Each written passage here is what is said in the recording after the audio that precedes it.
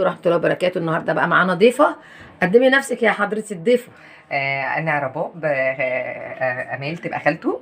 النهارده قالت كانت لي عندي بقى النهارده، رحت قلت لها تعالي هعكشك في تخليل الملوحه.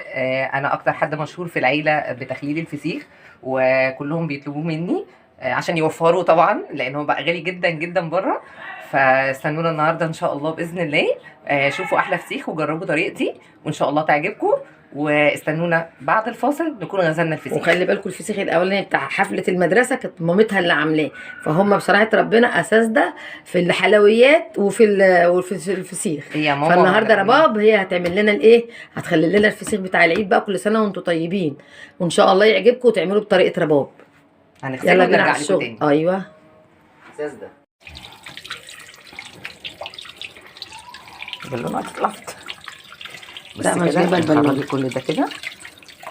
السمكه تكون شوفي صفحه كده وحمرا. هي دي السمكه بتاعت التخليل. بنحطها بقى كده اهو، نميلها كده عشان تصفي الميه اللي فيها، يعني دماغه تبقى لتحت عشان يصفي الميه اللي فيها، وبنسيبه لحد لما يصفي.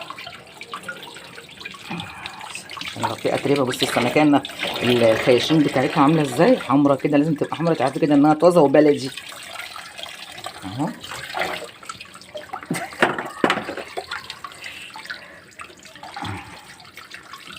كده في ناس بقى بتنشف بمناديل ورق، انا بصراحه بصفي وبشتغل بعد ما يصفي قوي بشتغل.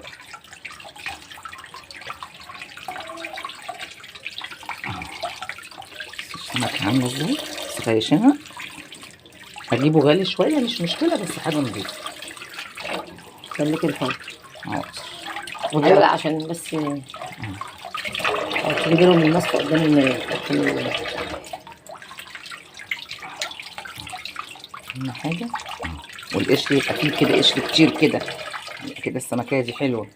بس هاتي بقى الصف دي، شيلي الصفه كده. ثواني كده ما تصوريش دي.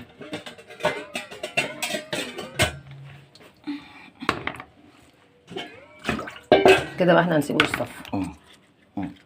كده ودماغه لتحت كده. بس سيبه كده في الطبق ده كده اهو، كده اهو كده. بيتدلدل. على ابوك اهو. خلاص بس نسيبهم بقى يصفوا.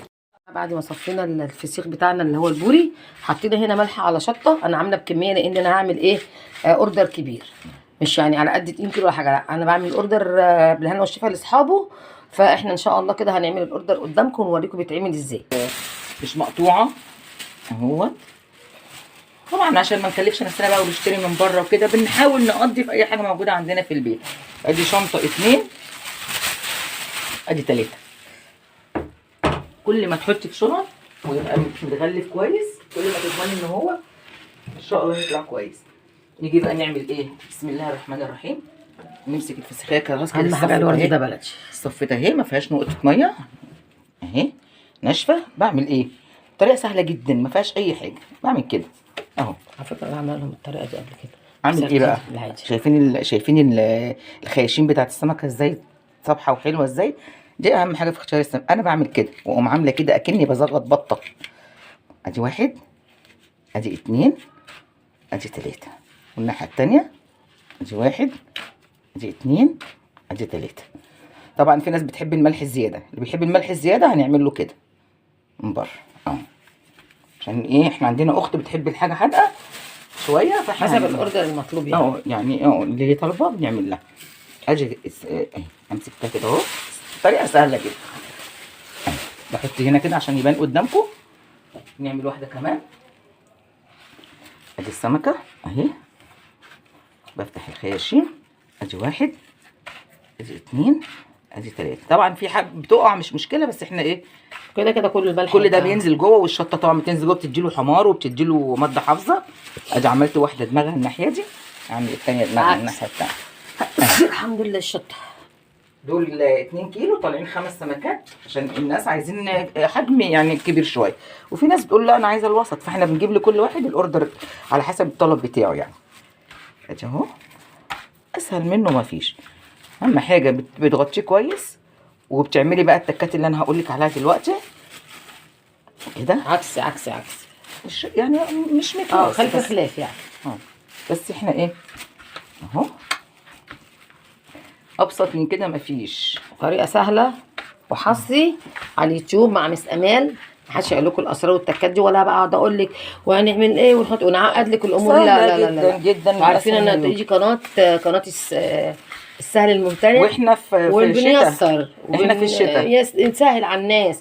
نعقد بقى ونقعد نقول وبالجرامات ومش بالجرامات والكلام ده. الكلام ده كله بالبركه. وشفتوا انتوا قبل كده الفسيخ اللي فتحناه وكلناه، وكان الفيديو موجود عندكم على القناه تشوفوه. احنا عايزين دول، قلنا دي ملحوم زياده شويه، دول 2 كيلو. عملنا كده اهو. نوريكم بس اول اهم شنطه خطوه، وبعدين بصوا بقى ندخل الملح ده جوه شويه. احنا كده اهو.